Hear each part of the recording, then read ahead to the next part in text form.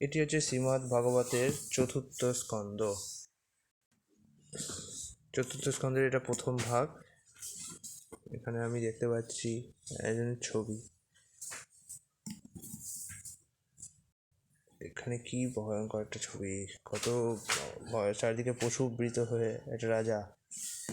জানি না এটা কিসের ছবি আছে, এক সেকেন্ড।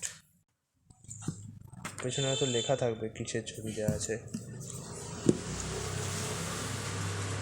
যাই হোক, এখানে মোট আপনাদের পড়তে হবে হচ্ছে 747টি পাতা। পাতা তো অনেক আছে, বাট মোট পড়তে হয় হচ্ছে 747। এখানে একটি বংশ তালিকা দেওয়া আছে দেখছি। এটা স্বয়ম্ভু মনুর কন্যাদের বংশধর। আপনারা তো জানেন যে মনুর কন্যাদের মানব বলা হয়। মনুর কন্যাদের বংশধর, এখানে একটা বংশ তালিকা। আর এখানে ধ্রুব মহারাজের বংশধর তালিকা দেওয়া আছে। অনুক্রমণিকা।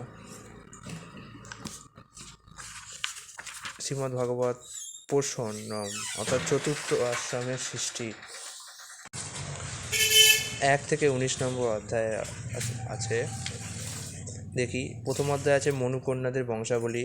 দ্বিতীয় অধ্যায় আছে শিবের প্রতি দক্ষের অভিশাপ। তৃতীয় অধ্যায় আছে শিব এবং সতীর বার্তালাপ। চতুর্থ অধ্যায়ে আমরা পাই সতীর দেহ পাই হচ্ছে দক্ষযজ্ঞ নাশ। ষষ্ঠ অধ্যায়ে ব্রহ্মা শিবকে প্রসন্ন করলেন। সপ্তম অধ্যায়ে পাই দক্ষের যজ্ঞ অনুষ্ঠান।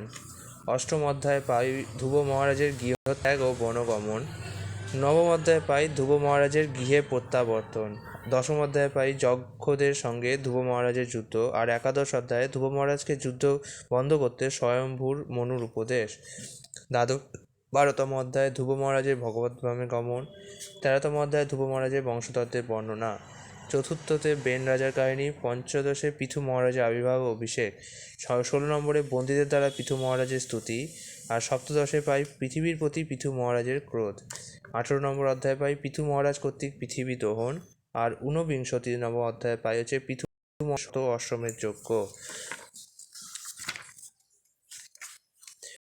আমি ভাগবতের প্রতিটি শ্লোক বাই শ্লোক ডিটেলে আলোচনা করেছি। আপনারা অবশ্যই ভাগবতের শ্লোক বাই শ্লোক অংশটি পড়বেন।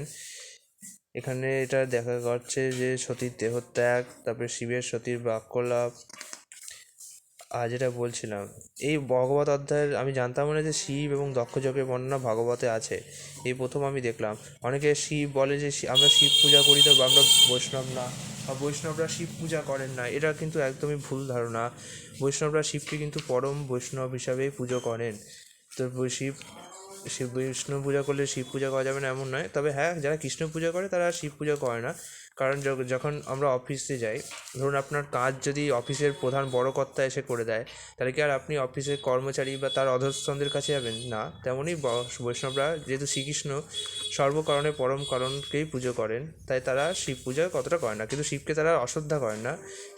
ভগবান শিবকে তারা পরম বৈষ্ণব হিসেবে দেখেন। এখানে আমরা দেখছি পরমেশ্বর ভগবানের অংশরূপে পৃথু মহারাজ স্বাভাবিকভাবেই একজন রাজা ছিলেন। তাই পৃথু মহারাজের রাজ্যাভিষেকে বিভিন্ন দেবতারা তাকে অপূর্ব সুন্দর সমস্ত উপহার দিয়েছেন। আমরা এখানে বিভিন্ন দেবতাদের পাশাপাশি ভগবান শিবকে দেখতে পাচ্ছি, ভগবান বিষ্ণুকে দেখতে পাচ্ছি। এক জিনিস আমি ছোটোবেলা থেকে ভাবতাম যে ভগবান শিব আর ভগবান বিষ্ণু আর ভগবান কৃষ্ণ সবার গায়ের রং নীল নীল কেন, নীল বর্ণ কেন? আমি আজ পর্যন্ত অবশ্যই এর উত্তর পাইনি। আশা করি ভগবত পড়লে এর উত্তর আমি পেয়ে যাব যে এদের সবার গায়ের রং নীল কেন। আচ্ছা, নীল, এবার মানুষ যদি বলি আমরা এরা কল্পনা করে বানানো হয়েছে, কিন্তু কল্পনা করে কেন বানানো হবে? তাহলে নীল কেন বানাবে? লাল, হলুদ, কালো, অনেক রকম রং ছিল। তো আমার মনে হয় না জিনিসটা কল্পনা, আমার মনে হয় জিনিসটা ইতিহাস। যেমন মানুষ দেখেছে তেমনই ব্যাখ্যা করেছে না।